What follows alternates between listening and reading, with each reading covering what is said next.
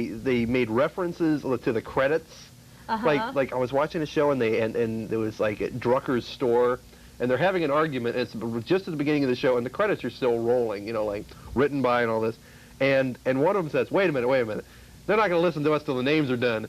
And so they just sat there until the credits were done, and then they started talking. I mean, it was just like, I mean, it was like, you see that stuff like on Gary Shandling or on Moonlighting or something like that. But this was like, you know, in the '60s when nobody was doing that.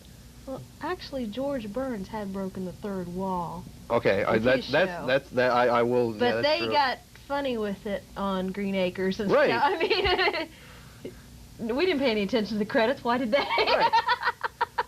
But I mean, of course, the thing is, in a lot of ways, it was you see a show a lot like Green Acres, as far as I'm concerned, almost. In a lot of ways, pretty much the same show. When you bring it down to its basic concepts, is both of the Bob Newhart shows are very much like Green Acres of a guy is like a guy who's normal in the middle of just a whole world of insanity. I don't think Mr. Douglas was all that. He was pretty. Anybody that would live in that house for those years, they never bothered to fix it up. Well, he tried, but who did he have to work with? Ebb, yikes, Alf and Ralph Monroe. That poor closet never did get fixed, did it? This man was so together when he put his foot down on these people, but no, he was going to be nice. Well, he tried. Guy. Anytime that he tried, they would get all hurt. They'd get, oh, gee, Mr. Douglas, we hurt our feelings. You know, yeah. The city slicker, you. Gee, what can we do? Yeah, he didn't want to feel like he was like some. So he'd soften up, and then Ralph would go and chase Hank Kimball down, and they'd never get anything done.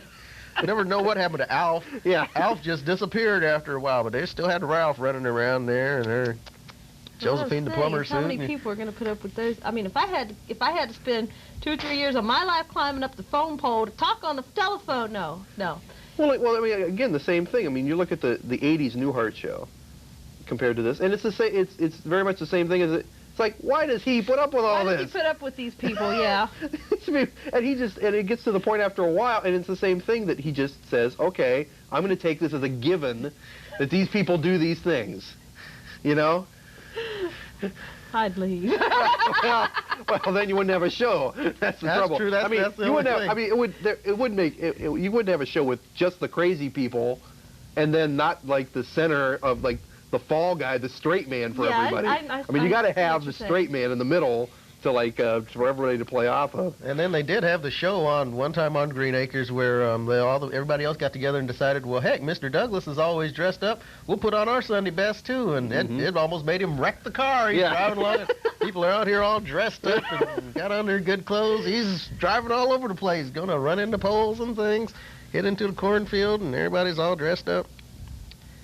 And he had to deal with Mr. Haney. Oh, Mr. Douglas.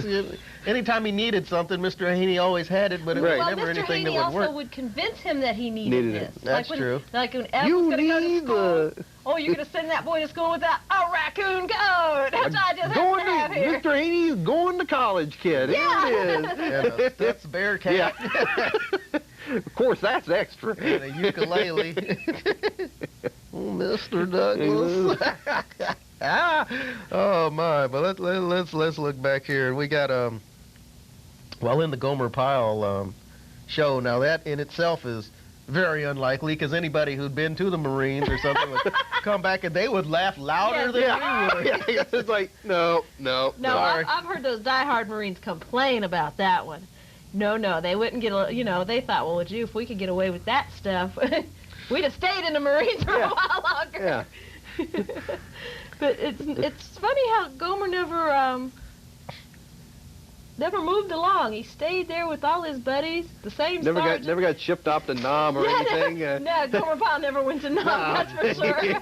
Well, neither did Duke or Sergeant Carter. So they went on dates with Miss Bunny and everybody. They just did all this training and they never went and fought anybody. I mean, it's like, at the time wait a minute. War's going on. Yeah. They never mentioned war on that show. That's true. They never did. I don't think they've ever mentioned that there was something going on. Right. It was just always, well, here we are, and we're training, and we're training, and we're training, and we we'll do things, and we're ready in case we're ever set, which we never are, but... Well, they got with those weekend furloughs, you know. They'd go out, Gomer would go out with Luann, and Sarge and Miss Bunny, and Duke with anything that walked. Whoever had a friend. Yeah.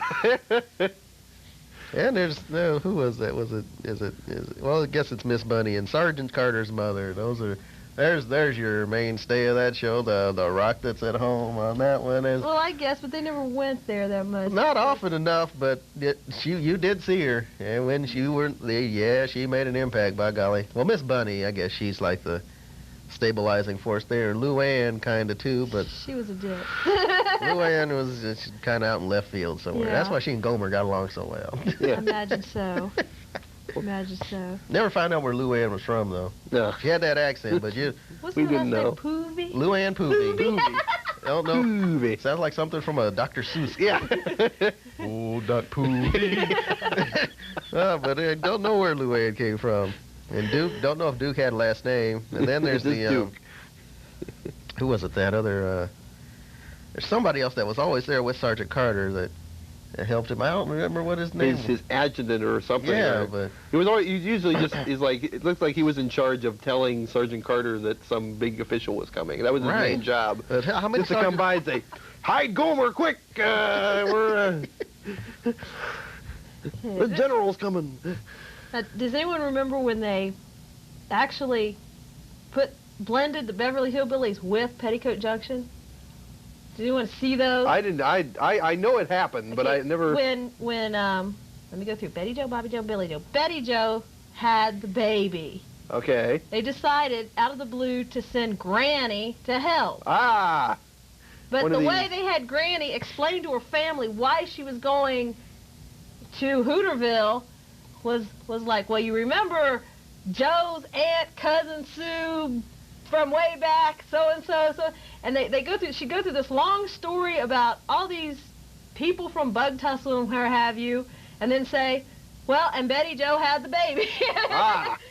So it made no sense at all why Granny was really going back, except that Bug Tussle must lay somewhere near Hooterville. Well, we assumed. We had to, the metropolitan area. And where the heck are these places anyway? Ever wonder where Bug Tussle's in Tennessee? Because Granny always talked about she was from Tennessee. But where's Hooterville? Hooterville, Near Tennessee. somewhere. And so, we figure in Tennessee. It must be. Pixley must be close to there too. Yeah. I guess. Yeah. Well, you figure it's not really deep south. You never really see that. No, deep south. Mayberry and the things were actually Right. deeper They were south. South Carolina. Right. Yeah. Well, Now, we Granny was got that rebel. figured out. Yeah. Right, but you figure it's not. It's got to be like the middle south, kind of leaning toward the Ozarks. Okay. Yeah, because you got to have the so you flat got to be land pretty for much Green Tennessee. Acres I there. mean, that's pretty much where. Well, there are valleys between those mountains. Okay, but well, I guess they never really said where exactly they were going. When he left New York, it was just he's going to Green Acres. To Green Acres. It's not only the name of the country. It's not only the name of the show. It's where they live. They live in Green Well, Acres. you know they were on the Cannonballs train line. Yeah. They were on the line, so they had to be somewhere between Hooterville and Pixley. Pixley. Yeah. But Bug Tussle must have been somewhere. You get the impression that Bug Tussle was a good distance away, though. Yeah, Bug Tussle's in the hills. Right. It was the hills. Well, that was the big city, though. That's what Granny talked about, going to Bug Tussle, because they kept the lights on till 9 o'clock, you know. Ooh. And you know what went on in those back rooms after the lights went on at 9. After the lights went out at 9 o'clock, they played checkers. Yikes. Yeah, they'd be playing checkers till the cows came home, I Right. guess. Of course, not that they had cows up there in the hills necessarily. But then again, well, that's where we're talking. Beverly Hillbillies was Hank my favorite Kimball out of there all now. of them. Out of the whole group, except, well, you know, I did like the Petticoat Junction, but I think Beverly Hillbillies was my definite favorite. Right. Because Ellie had all the critters, and it was just so, I liked the characters better. Right. I can never understand why they didn't just let Granny go back. This is what she wanted to do. But they were so intent on keeping their little unit together in this big old house. Well, and that was a show where you had somebody, you know, it's like, to a major extent, the the straight man there